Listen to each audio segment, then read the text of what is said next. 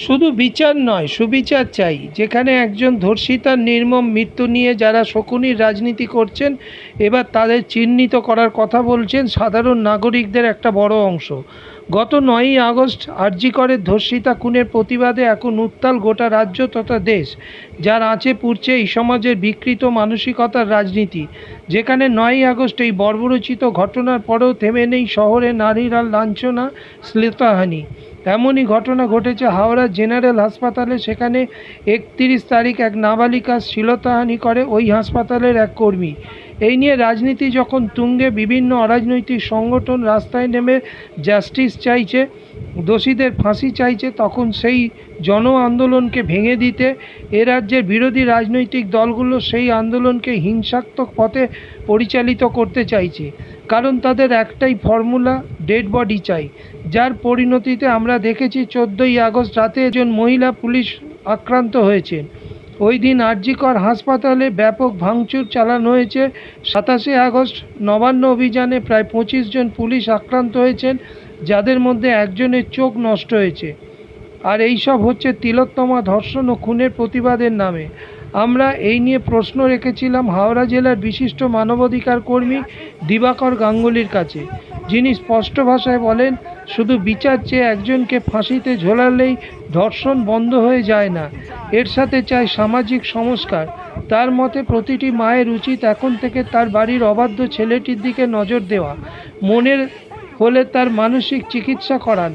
এছাড়াও চাই পাড়ায় পাড়ায় অজস্র সচেতনতা শিবির গড়ে মানুষকে এই জঘন্য অপরাধ সম্পর্কে সচেতন করে তোলা।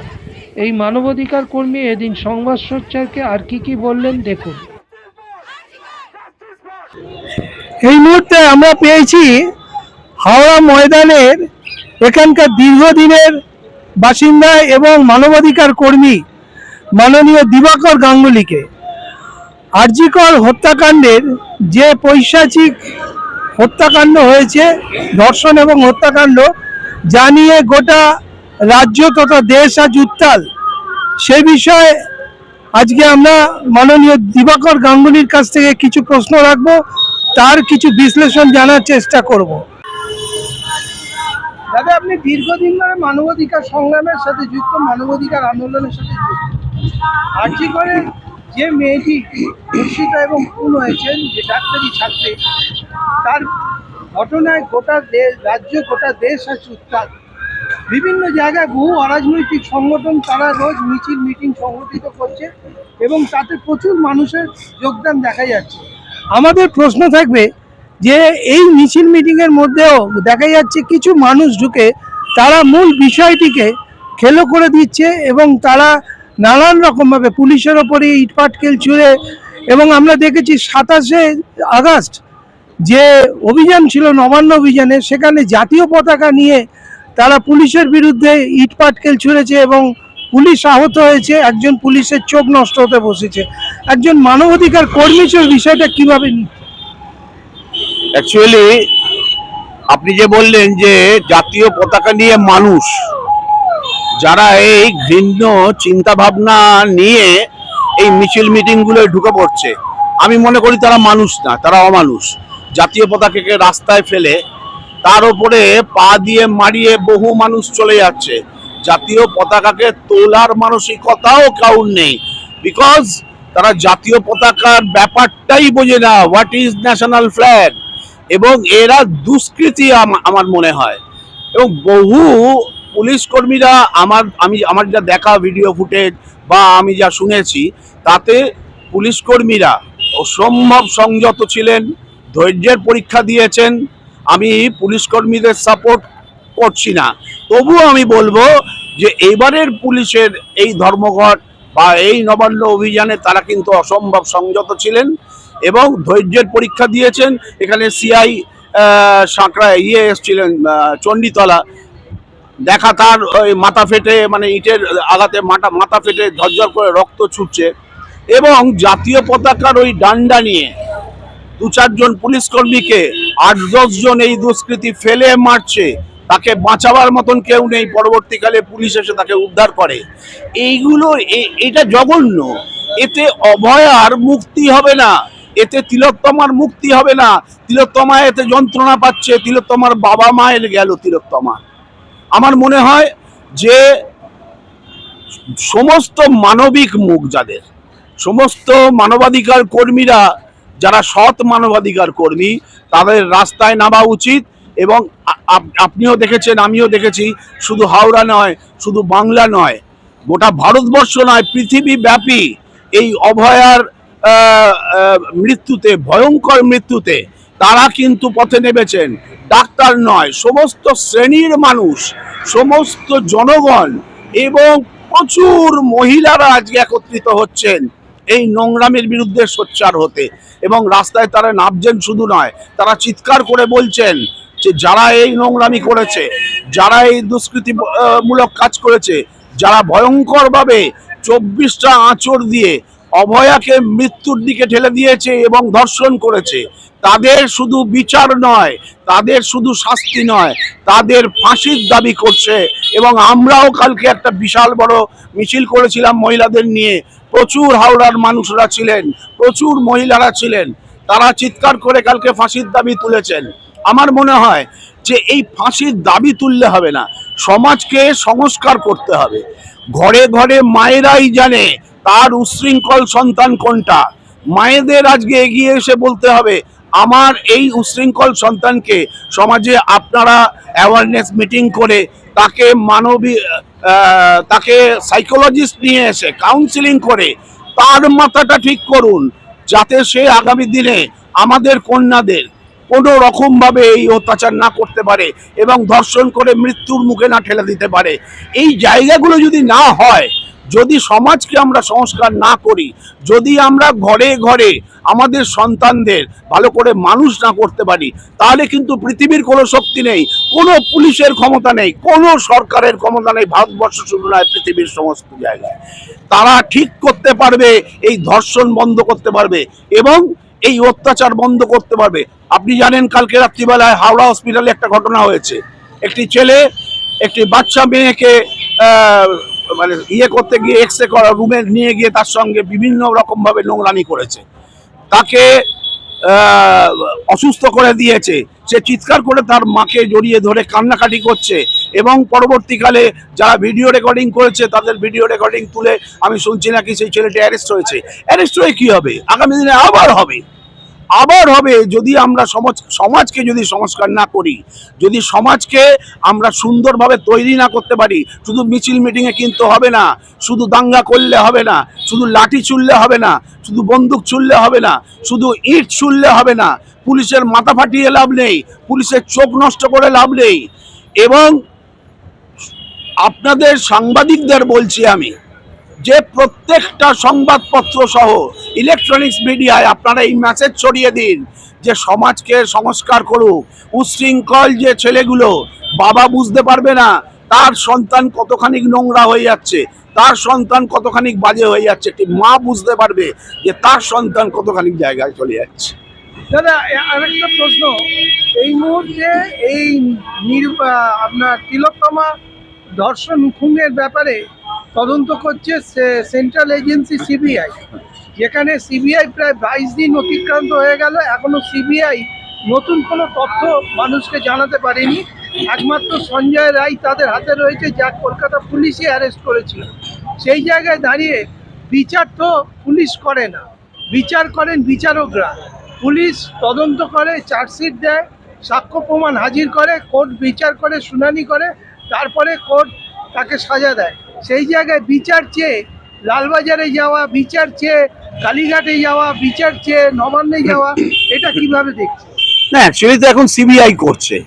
বিচার চাইতে গেলে আমাদের কাছে সিবিআইয়ের প্রশ্নের সম্মুখীন সবাই, যে সিবিআই আজকে 20-22 দিন হয়ে গেল, কি রেজাল্ট দিতে পারলো? সেই একটি সঞ্জয় রায়, আর প্রত্যেক দিন কাউকে নিয়ে যাচ্ছে, সন্ধেবেলায় ছেড়ে দেওয়া হচ্ছে। বিভিন্ন রকমের প্রশ্নের সম্মুখীন হচ্ছে, তারা কি আলটিমেট করছে? শুধু পশ্চিমবঙ্গ নয়, ভারতবর্ষ নয়, পৃথিবীর সমস্ত মানুষ কিন্তু এই দিকে তাকিয়ে আছে যে সিবিআই এর আলটিমেট চিন্তাভাবনা কি, সিবিআই আলটিমেট কিভাবে এটাকে ডেভেলপ করছে। এবং আমরা চাইছি যে সিবিআই এতদিনে কি তথ্য অনুসন্ধান করে জানতে পারলো যে সিবিআই এই 20টা দিন 22টা দিন নিয়ে নিল। শেষ প্রশ্ন, একজন মানবাধিকার কর্মী হিসেবে মানুষের কাছে কি বার্তা দিতে চাইছেন? আমার মানুষের কাছে বার্তা একটাই, প্রত্যেকটা ঘরে ঘরে যান, মায়েদের জিজ্ঞেস করুন যেখানে ছেলে সন্তান পুত্র সন্তান আছে তাদের 4টে ছেলের মধ্যে কোন ছেলেটি উচ্ছৃঙ্খল হয়ে গেছে, তাদেরকে ঠিক করার দায়িত্ব নিন। ছোট ছোট অ্যাওয়ারনেস মিটিং করুন, পাড়ায় পাড়ায় সাইকোলজিস্ট নিয়ে যান, মনোবিদদের নিয়ে যান, তাদের দিয়ে সেই ছেলেটিকে ঠিক করুন।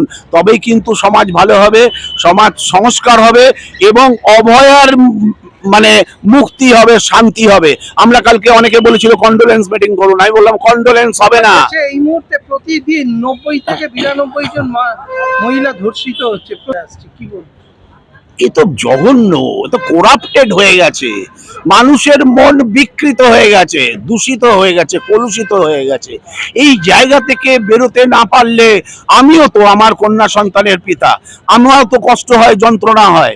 আমিও যখন ওরা বেরোয় আমি আতঙ্কে থাকি, কারণ ছোট থেকে ওদের বড় করেছি রাত্রির জেগে, বিভিন্ন রকম যন্ত্রণা থেকে মুক্তি দিয়ে যখন তারা রাস্তায় বেরোয় আমারও চিন্তা হয়। এই অভয়ার মৃত্যুর পর থেকে চিন্তা আরো বেড়ে গেছে।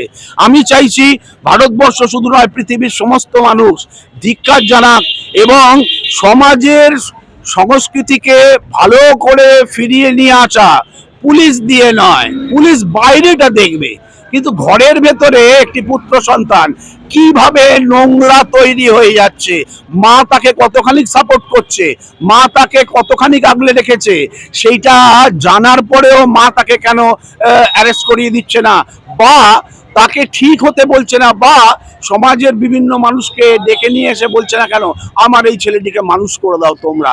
এইভাবে না তৈরি হলে কিন্তু কোনো সরকারের ক্ষমতা নেই। আরেকটা এবার শেষ প্রশ্ন করব, এই মুহূর্তে দেশে আমাদের রাজ্যের মুখ্যমন্ত্রী ধর্ষণ মামলাগুলো ফাস্ট ট্র্যাক কোর্টে বিচারের জন্য চেয়েছেন এবং তিনি বলেছেন 30 দিনের মধ্যে মামলার নিষ্পত্তি করে আসামিকে সাজা দিতে হবে। গতকাল দেশের প্রধানমন্ত্রীও ফাস্ট ট্র্যাক কোর্টের কথা বলেছেন, কিন্তু দেখা যাচ্ছে এই ফাস্ট ট্র্যাক কোর্টে যদি বিচার হয়, দেশের 51 জন সাংসদ তাদের বিরুদ্ধেও কিন্তু ধর্ষণের মামলা রয়েছে, সেক্ষেত্রে তারা ফেঁসে যেতে পারেন, কি বলবেন? দেখুন, এটা আইনের ব্যাপার, টোটালটাই এটা কোর্ট উইল ডিসাইড, কেননা দেশের সংসদ নির্বাচিত করেছে মানুষ, তাদেরকে তো নির্বাচিত করেই পাঠানো হয়েছে সংসদে, সেই ব্যাপারটা মানুষ চিন্তা ভাবনা করবে। কিন্তু আমার মনে হয় ফাস্ট ট্র্যাক কোর্টে, দেখুন ফাঁসি, আমি সেদিন একজনের সঙ্গে কথা বলছিলাম, ফাঁসি 5 সেকেন্ড 10 সেকেন্ডের মধ্যে শেষ হয়ে চলে যাবে। একটা শুট আউট, যেগুলো বিভিন্ন কান্ট্রিতে আছে শুট আউট, কোনো একটা দুটো কান্ট্রিতে আছে যে এরকম যারা নোংরামি করছে তাদের বড় পাহাড়ের ওপরে বেঁধে ফেলে রেখে দেওয়া হয়, তাদের শকুন চিল খুঁড়ে খুঁড়ে খায়। কিন্তু আমার মনে হয় আমাদের এখানে এরকম একটা আইন নিয়ে আসুক, যে আইনে যারা ধর্ষণ করছে ধর্ষকদের এমন একটা বিচার হোক যে বিচারে গোটা পৃথিবী কেঁপে উঠবে।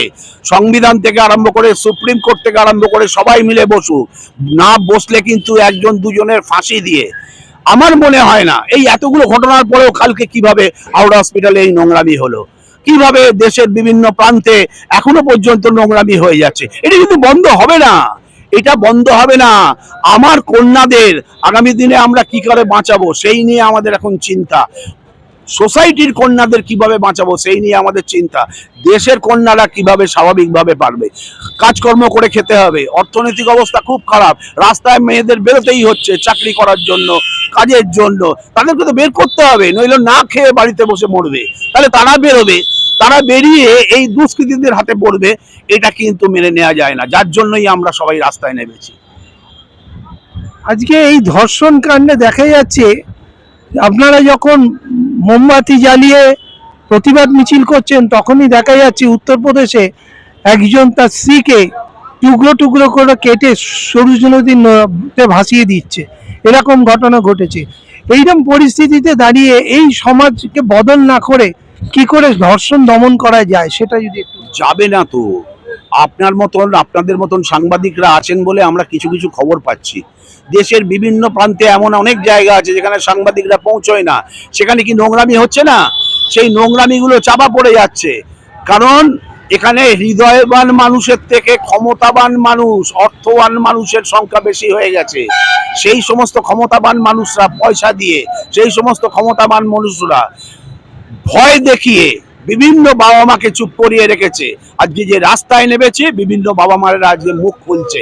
আমার মনে হয় পৃথিবীর সমস্ত বাবা মা, পৃথিবীর সমস্ত মেয়েদের আজকে এগিয়ে এসে রাস্তায় দাঁড়িয়ে এর বিরুদ্ধে প্রতিরোধের আগুন জ্বালানো উচিত। তবেই কিন্তু আলটিমেট এই সমাজ সংস্কৃত হবে, সংস্কার ফিরে আসবে। নচেত কিন্তু কিচ্ছু হবে না, কিচ্ছু হবে না। এইভাবেই আমাদের মেয়েরা মৃত্যুর মুখে চলে যাবে, এইভাবেই আমাদের মেয়েদের ধর্ষিত হতে হবে, এইভাবেই আমাদের মেয়েদের অত্যাচারিত হতে হবে এবং কষ্ট পেয়ে তারা কিন্তু যন্ত্রণায় ছটফট করতে করতে মৃত্যুর মুখে চলে যাবে। আর আমরা এই মিছিল করব, বাড়িতে গিয়ে আমরা আবার মাছের ঝোল ভাত খাবো। এরকম দিন দেখেছেন যে যতদিন না পর্যন্ত অভয়ার শাস্তি হয়, ফাঁসি হয়, ততদিন পর্যন্ত আমরা বাড়িতে মাছ মাংস ডিম ঢোকাবো না। এই মানুষ কতজন আছে তারা রাস্তায় নেবে বলুক, তাহলে আমি তাদের স্যালুট করব রাস্তায় দাঁড়িয়ে আবার মিছিল করে। ধন্যবাদ।